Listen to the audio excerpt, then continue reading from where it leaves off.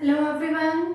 In physics classes we are doing unit dual nature of radiations and matter, and we are solving its NCERT exercise. First 6 numericals we have already done in our previous video, so now moving to the question number 7. Keep your book, notebook and pen with you, so can simultaneously you can also going to solve all these numericals with me. So let's start with the question number 7. A 100 watt sodium lamp, 100 watt means power is given. A 100 watt sodium lamp radiates energy uniformly in all directions.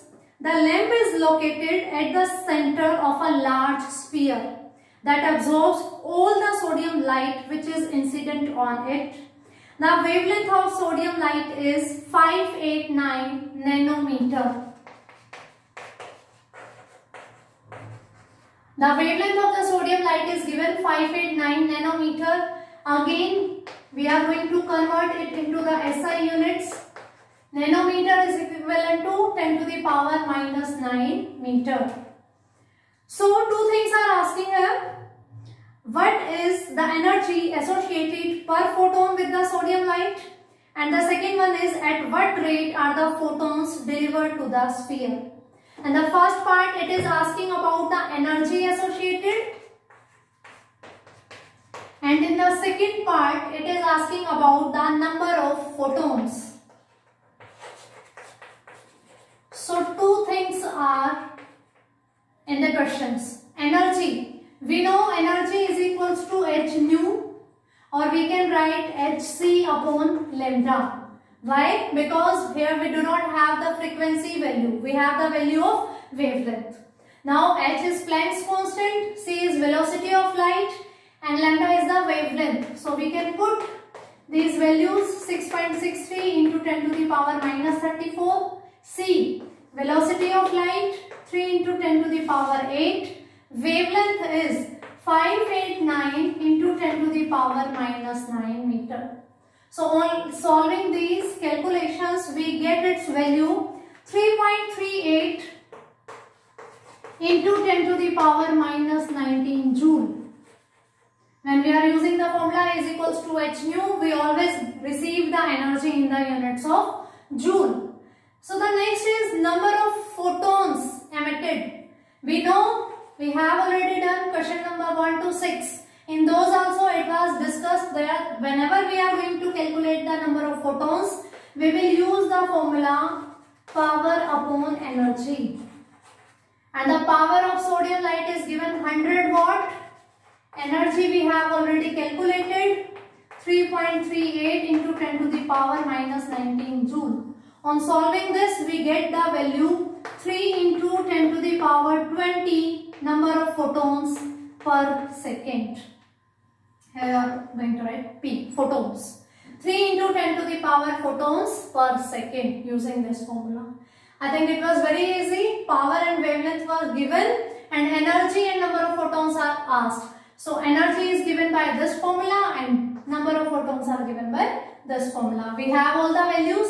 By putting these values, we can calculate. So moving to the question number 8. The threshold frequency of a certain metal is 3.3 into 10 to the power 14 Hertz.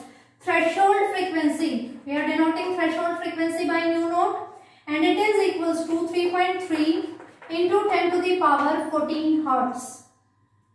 If the light of frequency 8.2 into 10 to the power 14 Hertz is incident on the metal, means this is the threshold frequency of the metal and we are supplying radiations on the metal surface and it is having frequency 8.2 into 10 to the power 14 Hertz. Now, predict the cutoff voltage for photoelectric emission. Means we need to calculate cutoff potential. So using the Einstein's equations, we know kinetic energy is given by h nu minus h nu naught, where h nu is the energy of the incident radiations and h nu naught is the work function for a particular metal. This is kinetic energy. We also know this is related with the potential by using formula E V naught. So it is equals to H nu minus H nu naught. Here it is asking about the stopping potential. To calculate this, we have the value V naught is equals to H nu minus H nu naught upon E, or we can take H common, nu minus nu naught upon E. Now nu is the frequency of incident light and nu naught is the threshold frequency. Both are given to us, and H is the Planck's constant and E is the charge on electron. So everything we are having with us, so we can easily calculate the V naught. So V naught is equals to H 6.63 into 10 to the power minus 34 upon E 1.6 into 10 to the power minus 19 into nu minus nu naught 8.2 into 10 to the power 14 minus nu naught is 3.3 into 10 to the power 14. We know the photoelectric equation, Einstein's equation is maximum kinetic energy is equals to the subtraction, the difference of the energy supplied and the work function. So energy supplied is H nu and the work function is H nu naught, where nu naught is the threshold frequency. We also know the relation between the kinetic energy and stopping potential, that is equivalent to E into V naught. So we can write this equation in the form of potential. So here we need to calculate V naught. We are going to move this E on that side. It is here in the multiplication, on that side it is going to the denominator. We have taking the common H from the both terms. Now we are having all the values nu, nu naught, H and E. By putting all these values we can calculate V naught, and we get the V naught is, after calculation you can get this value 202.74 volt. Firstly we are going to subtract it, and we will have 4.9 into 10 to the power 14, and this multiplication and divide by the charge, you will get the stopping potential. So this is about the question number 8. So moving to the question number 9.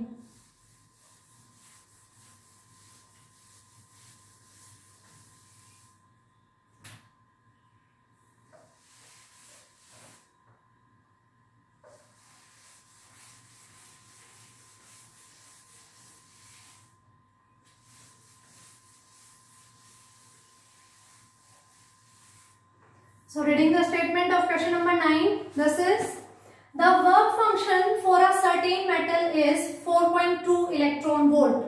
It is given for a metal, the work function is 4.2 electron volt.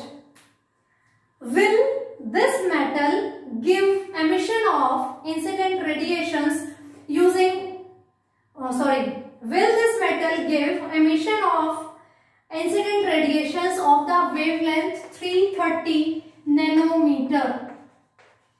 Means for a metal surface, its work function is given, that is 4.2 electron volt, and wavelength of the incident radiation is also given. So they are asking that is it possible for the photoelectric emissions to take place using these radiations for the given metal.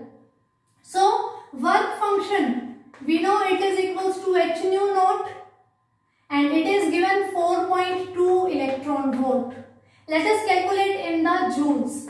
So 4.2 into 1.6 into 10 to the power minus 19. 1 electron volt is equals to this much number of joules. On calculating this, we get the values 6.72 into 10 to the power minus 19 joule. We converted the given work function from electron volt to the joule. Now we have given the wavelength, so we can calculate the energy. Energy is given by the formula E is equals to H nu. We can convert it into the terms of wavelength, that is Hc by lambda. H is Planck's constant, 6.63 into 10 to the power minus 34. C is velocity of light, 3 into 10 to the power 8 meter per second. Upon wavelength, This is given 330 nanometer. Of course, we need to convert it into the meters by using the formula that 1 nanometer is equals to 10 to the power minus 9 meter. So put this value 330 into 10 to the power minus 9. So on solving this, we get the energy 6.018 into 10 to the power minus 19 joule. So this is the work function of the given metal, 6.72 into minus 10 to the power minus 19 joule, and this is the energy of the incident radiation, 6.018 into 10 to the power minus 19 joule. For photoelectric emission, there is a necessary condition that supplied energy should be always greater than the work function. If it is there, only then photoelectric effect is going to take place. But from here you can compare these two values and we get energy is less than the work function. The energy supplied to the metal is less than its work function. So E is less than mu naught, that means no photoelectrons are going to be emitted.